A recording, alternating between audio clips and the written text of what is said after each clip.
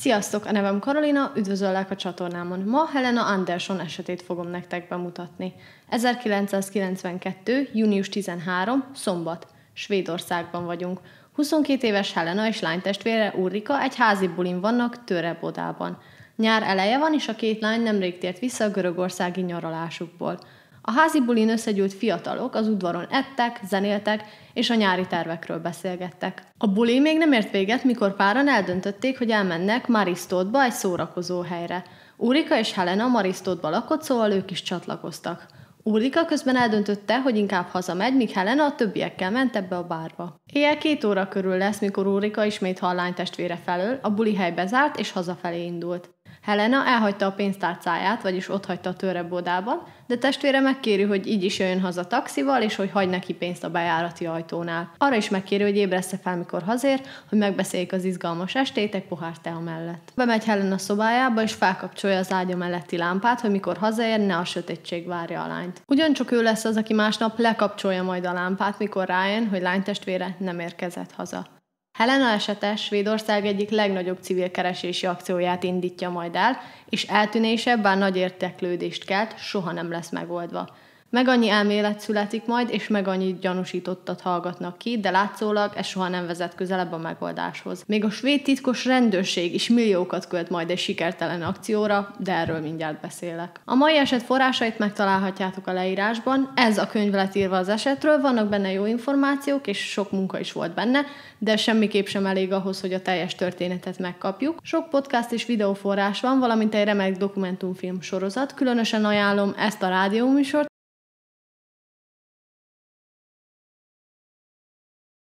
Helena 1970. január 20 vagy 21-én született, a források különböznek, és Marisztótba élt szüleivel és 2 nővérével, Ulrikával és Gabriellával.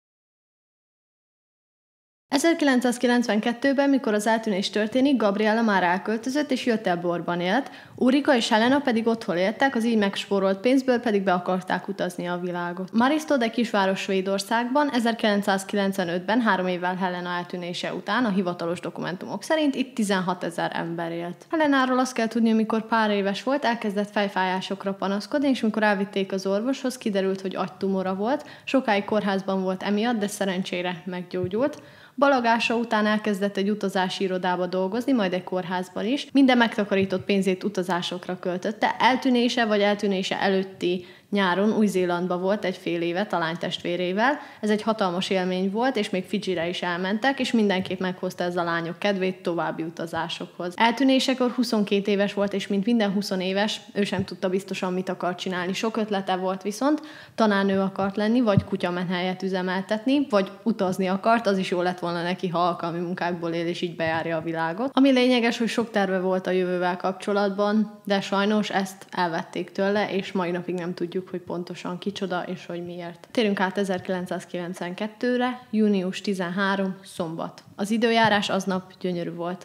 Délelőtt Ulrika dolgozott, elárusító volt egy ruhásüzletben, Helena pedig szabadnapos volt.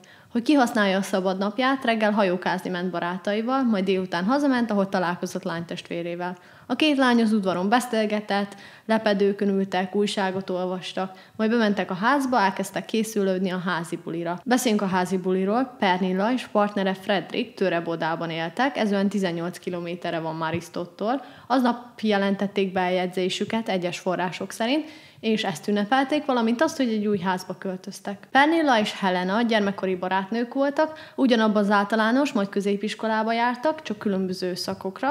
Középsuli után Helena utazott, Pernilla pedig újságírást tanult, így a 2 barátnő eltávolodott egy kicsit. Nem csak Helena és Ulrika voltak meghívva erre a bulira, hanem sokan mások is. A fiatalok az udvaron gyűltek össze, sütkéreztek, zenét hallgattak, élvezték a nyarat. Az este jól sikerült, majd a fiatalok egy része eldöntötte, hogy elmennek Marisztótba, a Stadthotelhez. Ez a hely egy hotel, aminek a bárja népszerű volt a lakosok között, akik idejöttek bulizni, és amúgy ezt a helyet Stadtnak becézik. Itt táncolhattál, alkoholt szolgáltak, és igen, szokásos bulizó hely volt. Ulrika eldöntötte, hogy hazamegy, Helena pedig maradt, és ment a Stadthoz a többiekkel. Forrásokból nem tudtam pontosan kivenni, hogy mikor, de az este folyamán valamikor Helena felhívja Pernillát, és megkérdezi, hogy ott hagyta a házánál a pénztárcáját, amire a válasz az volt, hogy igen. A lány megígérte, hogy másnap elmegy érte, és még egyszer megkérdezte Pernillát, hogy szeretne mégis jönni a státhoz, de az nem akart, ugyanis ő volt ugye a hostess, és nem akart otthagyni mindenkit a házuknál. Közben Ulrika hazaér, és átjön az egyik barátnője, a lány épp ekkor szakított barátjával, és panaszkodni akart. Miközben ők ketten beszélgettek, eljött az éjjel 2 óra, és olyan 2 óra 5 perc körül megszólalt a telefon, Helena volt az. Ő elmondta a lánytestvérének, hogy most zárt be a bár, és hazafelé indult. Ulrika mondja nekünk, mindenképp taxival jöjjön haza, de lánytestvére elmondja, hogy otthagyta a pénztárcáját Pernilláéknál. Azt mondja, hogy semmi probléma, hagy neki pénzt a bejárati ajtónál, jöjjön haza taxival, majd fizesse ki innen. Arra is megkéri, hogy ébressze fel, mikor hazaér, ugyanis el kell meséljék egymásnak az aznap történteket. Helenának megtetszett egy fiú a bárban, és el akar mondani minden részletet. Pernilla bemegy Helena szobájába, felkapcsolja a lámpát, hogy mikor hazaér, be tudja menni, ne sötétségbe érjen haza. Sajnos a lámpafénye, ahogy a bevezetőben hallottátok, égve marad, Helena soha nem érkezik haza. Június 14, vasárnap. Mikor Ulrika felkel, észreveszi, hogy reggel van, és csodálkozik, hogy Helena nem ébresztette fel. Bemegy a szobájába, de a lámpát égve találja. Egyből tudja, hogy valami nincs rendben, és elkezdi felhívni a barátokat, hát ha valakinél ott aludt Helena, vagy hallottak felőle.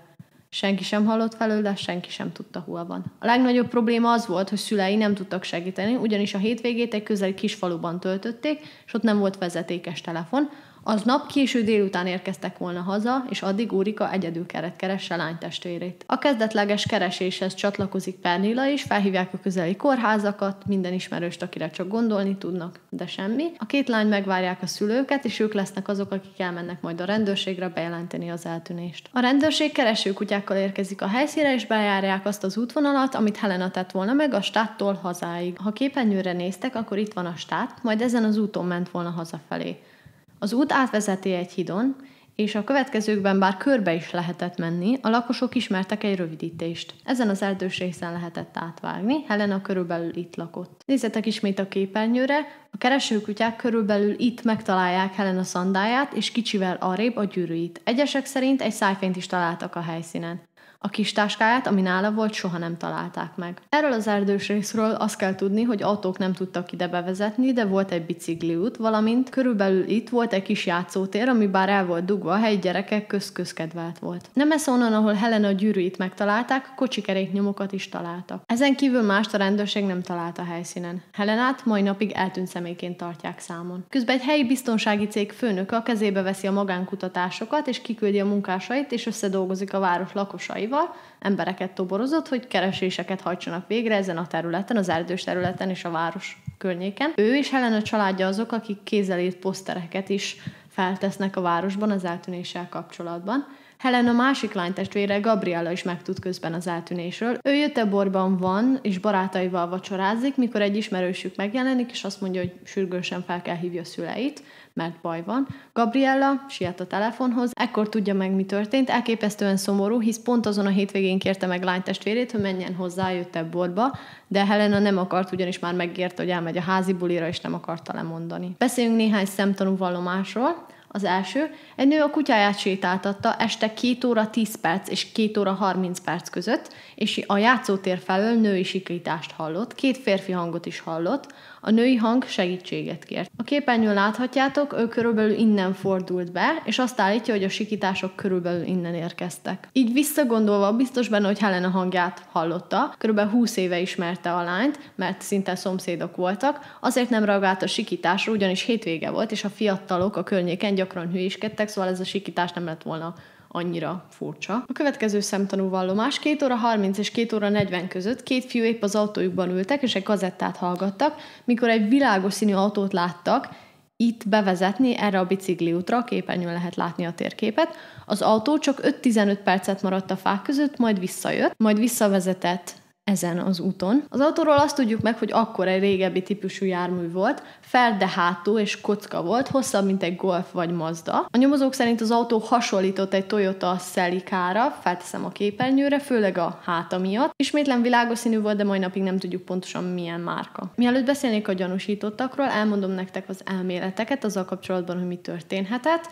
2 fő elmélet van, az egyik az, hogy Helena gyalog indult el a státtól hazafelé. Ha gyalog indult el haza, akkor átvágott ezen az erdős részen, és itt találkozott valakivel vagy valakikkel, akik megtámadták. A másik, ha mondjam, itt kicsit elfogadottabb elmélet az, hogy a státot elhagyva beszállt valaki autójába, nem tudhatjuk, hogy ez taxi volt, vagy egy ismerőse, vagy hogyan, de beszállt egy autóba, majd az autó valahol itt tehette le, felteszem a képernyőre a térképet. Az elmélet szerint Helena sikeresen kiszállt az autóból, majd elkezdett szaladni az erdős részen keresztül vágva, és ugyanitt történt vele valami. Az elmélet szerint a kocsi ekkor körbe ment, majd bevezetett a bicikliútra, és valószínűleg elvitte Helena testét a helyszínről. Feltételezés az, hogy Helena már nem volt életben, ezután a testét vagy a helyi folyóhoz vitték és ide bedobták, vagy pedig elásták valahol. De nyilvánvalóan nem tudhatjuk pontosan. Beszéljünk a gyanúsítottakról. Az első a 25 éves dán férfi. Június végén egy szemtanú névtelen bejelentést tesz, elmondja a rendőrségnek, hogy látta Helenát eltűnése éjjelén a stát előtt, amint ő beszállt egy világos színű Ford Sierra-ba. A sofőr egy 25 éves dán férfi volt, akit ismertek a környéken, ugyanis illegálisan taxizott. A férfi, aki ezt az egészet látta, pár héttel korábban használta a dán férfi szolgáltatásait, ezért ismerte fel az autót. Nem mert korábban szólni arról, amit látott, ugyanis voltak problémái egy adott pillanatban a rendőrséggel, és félt, hogy őt gyanúsítják majd. A dán férfi egy helyi Electroluxban dolgozott, és ilyen taxi szolgáltatásokat nyújtott a helyi fiataloknak, ismerték őt. A nyomozók persze komolyan veszik a tippet, és felkeresik a férfit, kellett várjanak pár napot, ugyanis Dániában volt szabadságon, mikor visszajött, be is vitték kihallgatni. Mivel nem volt ellene bizonyíték, hamar elengedik, de vettek tőle DNS és vérmintát, szóval az ő profilja benne van a DNS rendszerben. Meg kell egyezni, hogy a személy, aki felhívta a rendőrséget és elmondta ezt az egészet, később visszavonja a vallomását, elmondja, hogy a barátaival beszélgettek Helena eltűnéséről, és mivel érdekesnek akart tűnni, hazudott, és azt mondta, hogy látott valamit azon az éjszakán, de arra nem számított, hogy barátai ekkor folyamatosan zaklatták, hogy mondja el a rendőrségnek, amit látott, és ezért nem akarta nekik bevallani, hogy hazudott, és felhívta a rendőrséget, de később bevallotta, hogy ez nem volt igaz. A második gyanúsítottról beszélek, és ez ugyanúgy kezdődik, hogy egy férfi felhívja a rendőrséget, és arra utal, hogy ismer valakit, aki aznap Marisztótban volt, és akinek köze lehetett Helena eltűnéséhez. Mivel furcsán fogalmazott, hamar elkezdtek arra gyanakodni a nyomozók, hogy saját magára utal. Meg is találták a férfit, aki először névtelenül hívta fel őket. Kiderült, hogy ő már gyanúsított volt valamilyen szinten, ugyanis Ulrika ex-barátja volt. Na már, most vele kapcsolatban a következő az, amit tudunk. Kiderül, hogy nem volt Marisztótban az eltűnés napján. Helena a családja szerint és saját maga szerint is azért hívta fel a rendőrséget, mert tudta, hogy a rendőrök nyomoznak utána, de nem tudták bebizonyítani, hogy nem volt a városban. Remélte, hogy ha felhívja őket, akkor komolyan veszik majd az egészet, és igazolják az alibiét, ami furcsa mód meg is történt. Ez a legfurcsább dolog, amiről valaha hallottam, hogy felhívta a rendőrséget, hogy gyorsan kizárjanak téged, de úgy tűnik ez neki bejött, mert tényleg nem volt a városban, de addig csak ilyen felületesen nyomoztak utána, és már elege volt ebből, elege volt a folyamatos gyanúból. Érdekes. A harmadik gyanúsított. Fontos megjegyezni, hogy eltűnése napján Helenán egy nagyon jellegzetes színes nadrág volt. Egy nő az eltűnés után nem sokkal azzal kereste fel a nyomozókat, hogy azon az éjszakán látta Helenát, amint egy férfival sétált a Mariholm hídon. Biztos benne, hogy Helena volt, ugyanis a nadrág nagyon színes és feltűnő volt, a férfit pedig megjegyezte, mivel azon pilóta napszemüveg volt az éjszaka közepén. A szemtanú még 92-ben előjött ezzel az információval, de csak évekkel később figyeltek erre fel, mert ez közben elveszett, és mikor valaki újraolvasta az ügy aktáit, akkor feltűnt neki az elvarratlan szál. 96-ban ismét kikérdezik azokat, akik a státnál voltak aznap este, és megtudják, hogy a pilóta napszemüveges férfi valószínűleg KM volt. A nevét ma már meg lehet találni online, de évekig ezt titkolva volt, és semmiképp sem fogom kimondani a teljes nevét, csak KM-nek fogom szólítani. KM, Helena és Ulrika baráti körébe tartozott, a férfi barátnő volt a lányokkal. Aznap KM és a lány ott voltak Pernilla házi buliján. A házi buli után a barátnő el kellett menjen dolgozni, ezért a buliból egyenest a munkába vezetett, és belevitte az autójukat. KM Ulrikával és Helenával ment vissza Marisztótba, ahol ő is élt. Ulrika ugye hazament, a férfi pedig Helenával és a többi barátaikkal mentek a státhoz, és zárásig maradtak. Szóval többször kihallgatják őt az évek során, még 1992. júniusában kihallgatták, de ekkor azt állította, hogy nem is beszélt Helenával azon az estén, és hogy korábban ment haza, mint a többiek. Ezután a rendőrség ugye el is feledkezett róla, meg a tipről, amit kaptak. Aztán 1996 és 98 között többször kikérdezik, ekkor már azt mondja, hogy beszélt Helenával, de csak rövidesen, ugyanis adott neki aprót, hogy az fel tudja hívni lánytestvérét. Azt mondja, azért nem emlékezett először mindenre, mert nagyon részeg volt. 2 órakor bezárt a stát, és mindenki elhagyta a szórakozó helyet. Ekkor volt az, hogy KM apró pénzt adott Helenának, hogy az hívja fel a lánytestvérét. Amúgy egyes források szerint korábban is adott neki pénzt, hogy felhívja Pernillát, és aztán a nap végén is adott neki pénzt, ebben nem vagyok biztos. Nem az ő vallomásában nem vagyok biztos, hanem a forrásokban, mert ott van furcsán megemlítve. Biztos vagyok benne, hogy a rendőrségnek adott vallomásában nyilván kimondja, hogy mikor adott neki aprót és mennyit. Nyilván 92-ben vagyunk, nem mobiltelefonokról beszélünk, hanem vezetékes telefonokról. A hotelben is volt egy telefon, és kint is volt ilyen utcai telefon. Elhagyják a státot, KM odaadja Helenának az apró pénzt, majd KM saját maga is oda megy az egyik ilyen utcai telefonhoz, és felhívja a barátnőjét. Miután beszél barátnőjével, aki ekkor munkában volt, oda megy az egyik hotdogoshoz, és vesz egy hotdogot, amit megeszik, majd elindul hazafele. Olyan 2 kilométerrel lakott a státtól, és útközben találkozik az egyik ismerősével, Henrikkel. Henrik emlékszik erre a találkozásra, és úgy gondolja, hogy valamikor 2 óra 30 és 3 óra 30 között lehetett szerinte. Nem biztos benne mikor, de biztos benne, hogy aznap éjjel találkozott a férfival, és igen, nagyon részeg volt, mikor találkoztak. Mikor KM hazaér, ismét felhívja a barátnőjét, majd elmegy aludni. Na már most kell tudni, hogy sokáig gyanúsított volt, mert sokak szerint rányomult Helenára a bulin. Nem agresszívan, de flörtölt vele. Persze Helena ezt nem viszonyozta, mert ismerte a fiú barátnőjét, és mert egyszerűen nem érdekelte. Az ő érdeklődését amúgy is más keltette fel. Nem tudom amúgy ki ez a másik fiú, hogy beszéltek-e vele a nyomozók, vagy sem. Biztos vagyok benne, hogy beszéltek, ha tudják kicsoda. Nem tudom, ha elmondta el lánytestvérének, hogy kiről van szó, de igen. Az is kiderült, hogy KM 2 hét szabadságot vett ki Helena eltűnése után, és segített Helena keresésében. Akik sok bűnügyi esetet hallgatnak, azok tudják, hogy az elkövetők gyakran csinálnak hasonló dolgokat, segítenek a keresésben, és ilyen fokozott érdeklődést mutatnak ezzel kapcsolatban. De térjünk is át, hogy mi történik vele az évek során. 2001-ben KM-et felmentették a gyanú alól, legalábbis ezt mondták neki. 2007-ben történik, hát sok minden, mindjárt beszélek róla, de előbb fel akartam sorolni, hogy 2001-ben felmentik a gyanú elől, 2007-ről mindjárt beszélek, majd 2017-ben rövidesen letartóztatják, és 2019-ben véglegesen felmentik a gyanú alól, szóval most már nem állítólagosan nem tartják gyanúsítottnak. Annyit még hozzáteszek, nem tudtam hova illeszem be, hogy ennek a férfinak nem volt autója. És a rendőrség fő elmélete mai napig, hogy autóval vitték el Helena testét valahova, ugye a keréknyomok miatt, és mert másképp nehéz lett volna, de ennek a személynek nem volt hozzáférése egy autóhoz. Szóval beszéljünk arról a hírhedt 2007-ről, külön részbe akartam nektek elmondani ezt az elképesztő történetet, de... Szóval KM kilétét sokáig nem hozták nyilvánosságra. A forrásokban csak egy helyen találtam meg a teljes nevét, méghozzá ebben a 2022-es dokumentumfilm sorozatban.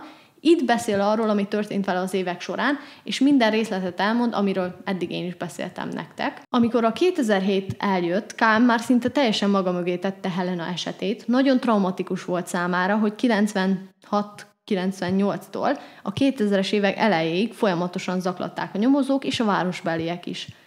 Közben lett egy barátnője és egy stabil állása, elkezdett edzőterembe is járni, hogy leadjon pár kilót. Állítólagosan, mikor 2000-ben lezárták a nyomozást KM ellen, átadták a rendőrök az ügyet a titkos rendőrségnek. Vagy átadták, vagy a titkos rendőrség elvette az ügyet. Állítólag, ne pereljetek be. Nem tudjuk pontosan, hogy a titkos rendőrség mennyi időt szánt arra, kitervelje ezt az egészet, de 2007-re készen álltak arra, hogy végre elkapják KM-et, és letartóztassák és elítéljék. Szóval egy nap KM egy helyi bevásárlóüzletben volt, mikor megállították, hogy töltsön ki egy felmérést. Azt mondták neki, ha kitölti, akkor egy tombolába teszik a nevét, és megnyerhet egy páros kiruccanást. Eltelt pár hét, és kiderült, hogy ő volt a nyertes.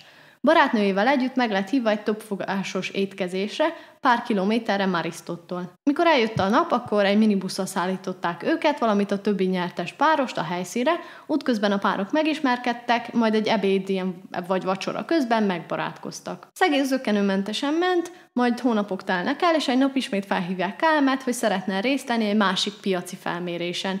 Immár egy alkoholkóstolóra hívták meg őket, és ugyanazokat a párokat, akik az előzőn voltak. Ebéd közben mindenki hívott, kivéve KM és a barátnője, akit Lindának fogok nevezni. Amúgy KM-nek és Lindának volt egy gyermeke, nem voltak házasok, és nem nyilvánvaló, hogy kettőjük gyermeke, vagy valaki előző házasságából való, ezt csak meg akartam jegyezni, mert nem tudtam hova illeszem be, de ott tartottam, hogy ittak, és persze berúgtak, majd az egész ivászat után elmentek jacuzzizni, de KM nem akart bemenni a vízbe, mert nem volt ez számára kényelmes, és inkább elment szaunázni.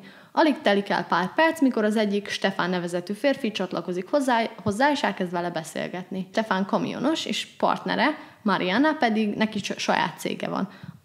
Az is feltűnik neki, hogy furcsán sok közös van bennük. És persze, hogy sok közös volt bennük. Stefán és Mariana titkos rendőrség tagjai voltak, nem csak ezek ketten, hanem mindenki más is, az első és a második eseményen is titkos rendőrség volt. Azért volt annyi közös Stefánban és KM-ben, mert állítólagosan 2 pszichológus is hallgatta az mindent, ami történik az események során, és úgy formálták az ügynökök személyiségét, hogy minél hamarabb és minél közelebb tudjanak férkőzni a férfihez. Miután ennek a hétvégének is vége lett, Stefán elkezdett ugyanabba az edzőterembe járni, mint a férfi. Hetente 2-3-szor találkoztak, és sokat beszélgettek, nagyon jó barátok lettek. Kiderült, hogy Stefán szabad idejében egy logisztikai cégnél dolgozott, és egyszer elmesélte, hogy az volt a feladata, hogy egy drága autót Göteborg Stockholmba vigyen. Megkérte KM-et, mivel már nagyon jó barátok voltak erre az időre, hogy menjen vele, és hozza vissza a férfi autóját. Mikor megérkeztek a városba, és várták, hogy ez a luxusautó megjöjjön, amit majd Stefán elvezet valahova, megjelenik egy másik férfi, aki ugyancsak ennél a logisztikai cégnél dolgozik, Stefán 2-nek nevezik őt.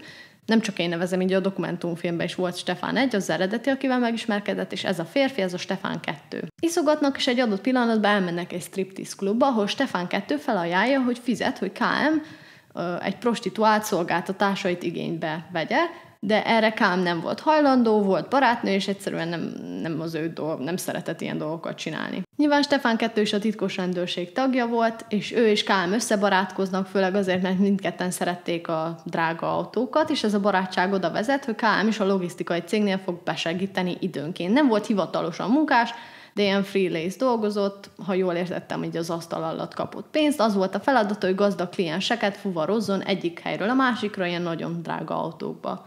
Egy nap felhívták a logisztikai cégtől, és elmondták, hogy nagyon jól teljesített, és ezért elhívták egy amszterdami csapatépítőre, Stefán 2-vel. Mikor Amsterdamba érnek, ismét elviszik ilyen különböző striptease klubokba, és mindig felajánlják neki, hogy fizetnek prostituáltakért, de megint visszautasítja. Majd elviszik egy vacsorára, ahol ott van a logisztikai cég CEO-ja, és ő beszél KM-nek arról, hogy milyen jó gazdagnak lenni, és hogy milyen drága óráik vannak. Amúgy nagyon sok személy volt a teremben, mindenki a titkos rendőrség tagja. Drága öltöny volt mindenkin, drága karóra, mindenki nagyon menő autókat vezetett. Nyilván ez megtetszett az életforma KM-nek. Meg szeretném jegyezni, hogy benne volt a dokumentumfilm sorozatban, hogy az amszterdami kirándulás során vettek KM-nek egy 2500 eurós kabátot, és KM humorosan megjegyezi ebben az izében, hogy igen, az állam pénzéből fizették, ugyanis állítólagosan a titkos rendőrség tette ezt. Az állítólagosan csak azért mondom, hogy ne pereljenek be. Az amszterdami csapatépítő dolog kirándulás után megkérik, hogy hivatalosan is dolgozzon a logisztikai cégnél. Először ki kellett töltsön egy papírt, ahol megkérdezték, hogy voltak-e problémái a rendőrséggel. Őszintén bevallotta, hogy gyanúsított volt Helena ügyében, de már nem az. Aztán meghívják egy interjúra, és beviszik egy ilyen hotelszobába, ahol leültetik, és azt mondják neki, hogy olvassa el a következő dokumentumot, és elővesznek egy nagy aktát. Ez Helena ügyének aktája, és azt mondják, hogy ő nem gyanúsított volt, KM, hanem mai napig is gyanúsított. Azt is elmondják, hogy az orosz kliens, akit általában KM vezetett, az a legfontosabb kliensük, és hajlandóak segíteni neki, hajlandóak megszabadulni a problémától, ha nekik dolgozik majd. Ha elmondja, hogy hova rejtette Helena testét, akkor segítenek neki megszabadulni tőle, hogy soha ez az egész ne jöjjön vissza, és hogy dolgozhasson nekik. Nem érti KM. Azt válaszolja, ha tudná, hogy hol van Helena test, akkor már rég elmondta volna a nyomozóknak, és semmi köze az egészhez. Nincs mittől megszabadulni, hisz nem ő tette. A titkos rendőrség nagyon ideges lesz, és mivel nem tudnak belőle kivenni semmit, hazaküldik. Mikor KM hazamegy, fel akarja venni a kapcsolatot Stefán 1-jel, ugyanis bocsánatot akar kérni tőle, hogy valahogy cserbe hagyta, hogy nem tudta megkapni ezt az állást, és hogy bocsánatot kér, hogy nem mondta el neki az egész Helenás ügyet. de Stefan egy nem hajlandó vele beszélni, és ezután teljesen megszakítja vele a kapcsolatot. Pár hónappal később Kám és barátnője néznek egy dokumentumfilmet a svéd titkos rendőrségről, és ebben mutatnak egy cenzúrázott képet az egyik ügynökről, és bár cenzúrázva volt a kép, Kám egyből felismerte, hogy Stefan volt az, és ekkor jött rá, hogy valószínűleg mi történt, hogy a svéd titkos rendőrség ezt az egészet eltervezte ellene, hogy elkapják, és hogy letartóztassák, és megtudják, hol van Helena teste, de nyilván nem lett semmi az egészből, pedig láthatjuk, vagy sejthetjük, hogy mennyi pénzt költöttek erre az egészre. Hivatalosan ekkor dobták a férfi ellen a vádakat, remélhetőleg, nem tudom, ő is nagyon reméli, hogy többet nem fogják zaklatni. Meg kell itt mindenképp jegyezzem, hogy Helena családja kicsit mai napig úgy gondolja, hogy ennek a férfinak köze lehet az egészhez, legalábbis még a dokumentumfilm születése előtt ezt nyilatkozták, nem tudom, ha azóta látták ezt a dokumentumfilmet is, hogy megváltozott-e a véleményük, de mindenképp hozzá szeretném tenni, hogy Helena családja számára ő még mindig egy potenciális gyanúsított. Még annyit meg kell jegyezzek, hogy Helena szandáján találtak DNS mintát, egyes források szerint egy kevert és egy idegen férfitől származó mintát, más források szerint egy kevert mintát, és 2 idegen férfitől származó mintát. A kevert azt jelenti, hogy valószínűleg Helena DNS-e összekeveredett valakiével. A DNS nem tartozik egyik gyanúsítotthoz sem, akiről eddig beszéltem, legalábbis nem az eddig készíthető tesztek alapján. Térjünk át 2021-re, ekkor a média arra lesz figyelmes, hogy a rendőrség kordonozta egy marisztali férfi házát. A férfi a 60-as éveiben van, és szomszédai szerint visszahúzódó és csendes. Később a főügyész azt nyilatkozta, hogy Helena esetével kapcsolatban kordonozták a házát, és tartóztatták is le, és bár volt közvetett bizonyíték ellen, nem találtak közvetlen bizonyítékot, ami azt jelenti, hogy el kellett engedni, a bíróság nem értett egyet, hogy le lehetne tartóztatni, vagy hogy fogságban tarthatnák. Amúgy 2022-ben ez a gyanúsított elhunyt, és több minden nem tudunk, bár biztos vagyok benne, hogy mai napig nyomoznak ezzel kapcsolatban. Elmondok még néhány random információt, amit nem tudtam, hogy hova illesztek be pontosan, de a dokumentumfilm sorozatban benne van, hogy az új nyomozók nem olvasták el az egész eset dokumentumát, mert nagyon sok van, egy egész falnyi. Hát ez nagyon felidegesített, nem tudom mennyire igaz, a dokumentumfilm sorozatban van benne, hogy mindig, mikor egy új nyomozó megkapja, akkor nagyon nehezükre esik átolvasni az egészet, igen. Azt is el kell mondjam, hogy Helena gyűrűjeit elvesztették a nyomozók, vagy egyet, vagy mindet, nem tudom pontosan hány van, de elvesztették ezeket a bizonyítékokat. Itt tartunk ma, semmi más sajnos nem tudok elmondani. Ha nektek van valami információtok Helena eltűnésével kapcsolatban, vegyétek fel a kapcsolatot a helyi hatóságokkal, az elérhetőséget a képernyőn láthatjátok. Szinte teljesen biztos vagyok benne, hogy a nyomozás jelenleg aktív a 2021-es gyanúsított miatt, legalábbis nagyon remélem. Azóta nincs különösebb hírünk az egésszel kapcsolatban, ha bármilyen új dolog történik, mindenképp beszélek majd nektek róla. Addig is köszönöm szépen, hogy itt voltatok, köszönöm szépen, hogy meghallgattátok, tudom, nem könnyű ezeket az eseteket folyamatosan hallgatni, és igazán feldolgozni őket. Mint mindig legyetek jók, találkozunk később, és vigyázzatok magatokra. Sziasztok!